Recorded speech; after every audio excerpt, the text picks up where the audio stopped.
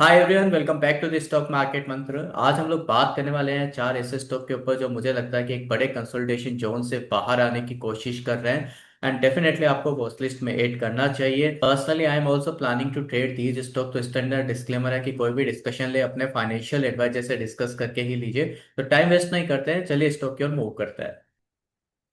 So the first stock जिसके हम लोग बात करने वाले हैं that is doctor Reddy. Doctor Reddy का मैंने वीकली चार्ट यहाँ पर ओपन कर लिया एंड यू कैन सी कि एक बड़े कंसोलिडेशन जोन से डॉक्टर रेड्डी बाहर आता हुआ दिखाई दे रहा है। नॉट ओनली डॉक्टर रेड्डी, अगर आप सन फार्मा का भी चार्ट देखते हैं, मैंने लास्ट वीकली वीडियो में भी आपको सन फार्मा दिया था, तो वहां पर भी आप देखोगे यू विल फाइंड कि एक बड़ा कंसोलिडेशन जोन बना और इस कंसोलिडेशन जोन से बाहर आने की कोशिश हो रही है। देन आप मैक्स हेल्थ केयर का भी चार्ट देख सकते हैं, ये हेल्थ केयर सेक्टर का है। ये भी मैंने लास्ट वीक में दिया था कि यहाँ पर भी एक बड़ा नीचे कंसोलिडेशन जोन बना और इसके ऊपर बाहर आने की कोशिश हो रही है। कहने का मतलब ये है कि पूरा जो थीम है वो अप ट्रेंड के अंदर है एंड स्टैंडर्ड डिस्क्लेमर है कि डॉक्टर रेड्डी मेरे पोर्टफोलियो का पार्ट भी है। एंड एक बार अगर ये 1360 रुपए का जो एक मुझे लगता है कि अभी नाम मात्र का रेजिस्टेंस जोन बना है, क्योंकि मल्टीपल टाइम ये रिटेस्ट हो चुका है और इसके नीचे सेलर बायर में अच्छी खासी फाइट हो चुकी है, तो इसके ऊपर अगर एक बार ये क्लोज देता है तो मुझे लगता है कि यहाँ से आपको नए हाईस देखने को मिल सकते हैं। रीजन बीइंग कि सेलर बायर की इस पर्टिकुलर जोन के आसपास में एक अच्छी खासी फाइट हो चुकी है और अब ये जो रेसिस्टेंस जोन है, जो हम बोलते हैं कि पहले के लाइफ टाइम आई है, वो अब एक नाम मात्र के आई है। यहाँ पर आपकी हल्की सी रीटेस्टिंग हो सकती है, बट मुझे लगता है कि बहुत क्विक ये जो रेजिस्टेंस जो ना ये अप मूव की ओर ट्रेंड में कन्वर्ट हो जाएगा।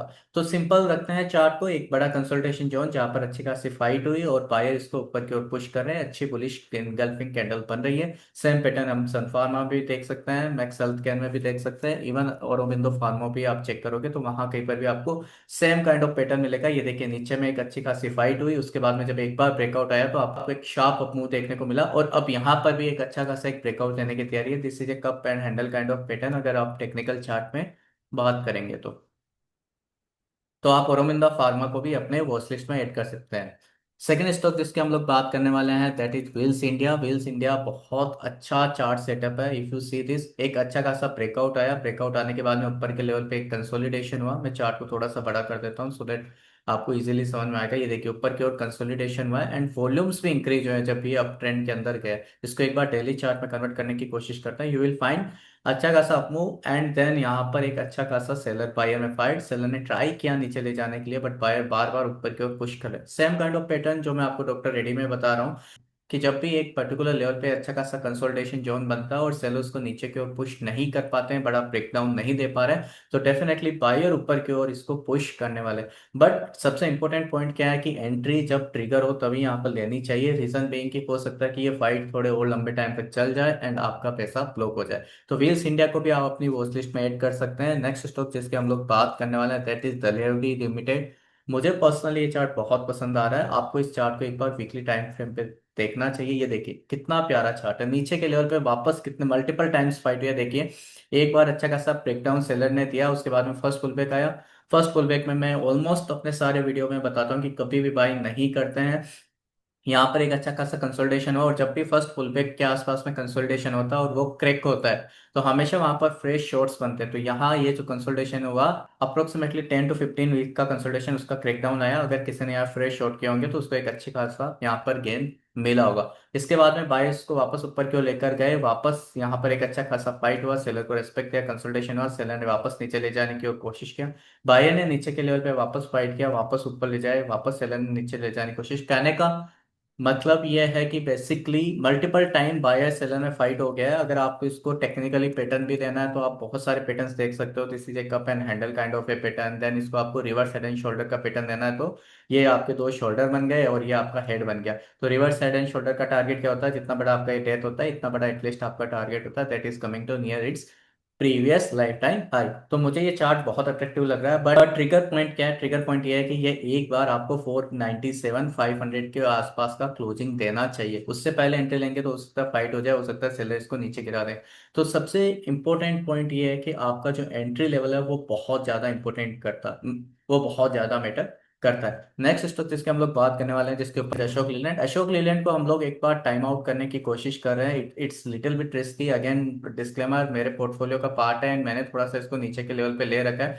मुझे लगता है कहीं ना कहीं ये एक टाइम आउट के सिग्नल दे रहा है। देखिए ये 200 डेज ईएमए का लाइन है, ये इसने ब्रेक किया था मार्च 2026 में, उसके बाद में वापस रिगेन करने की कोशिश किया मई 2026 में, और अब वापस जून 2026 में। यानी कि ये एक पर्टिकुलर लेवल है जहां पर बायर बार बार इसको ऊपर की ओर पुश कर रहे हैं, सेलर नीचे लेकर आ रहे हैं, बट बायर बार बार ऊपर की ओर पुश कर रहे हैं। तो सेम काइंड ऑफ पैटर्न आपको बाकी सारे स्टॉक में भी मिलेगा कि अगर किसी पर्टिकुलर जोन से बायर बार बार ऊपर की ओर पुश कर रहे हैं, एंड मैं आपको लॉजिकली भी बताता हूँ। चलिए, जब भी 200 डेज ईएमए के नीचे अगर कोई स्टॉक आता है तो सेलर कोशिश करता है कि वन या सेकंड टाइम में इसको फिर एक बड़ा ब्रेकडाउन दिया जाए और लंबे टाइम तक 200 डेज ईएमए के नीचे रखा जाए, सो दैट ये बियर्स की ग्रिप में रहे।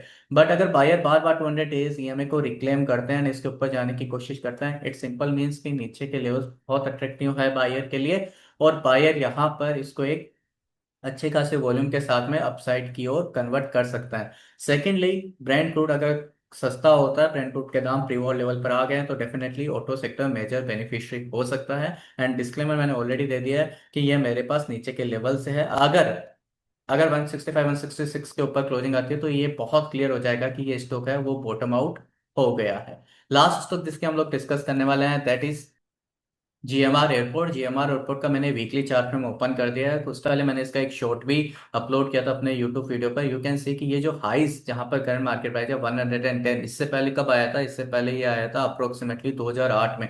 और आज हम लोग बैठे हैं 2026 में, यानी कि 18-19 सालों का ब्रेकआउट देने की तैयारी है। ऑलरेडी अपने प्रीवियस जो रेसिस्टेंस जोन है उसके ऊपर इसने क्लोज कर दिया। अगर आप वीकली चार्ट में देखेंगे तो ये मैंने एक रेजिस्टेंस का जोन लगाया जहां से ये बार बार नीचे की ओर फॉल हो रहा था। इंपॉर्टेंट पॉइंट ये है कि आपको बट इंपॉर्टेंट पॉइंट ये है कि किस लेवल पे आपको ध्यान रखना है। मुझे लगता है कि ये जो प्रीवियस हाइज है 110, इसके ऊपर अगर एक बार क्लोजिंग आ जाती है तो यहाँ पर आपको ध्यान रखना चाहिए, यहाँ से एक शार्प अप मूव आ सकता है। मैं आपको रीजन भी समझाता हूँ। देखिए, जब इतने बड़े रेसिस्टेंस जोन का जो मैंने आपको दिखाया, ये 2018 के हाइज थे लास्ट टाइम, और ये पहले भी अभी हाइज लगे थे 2024 में।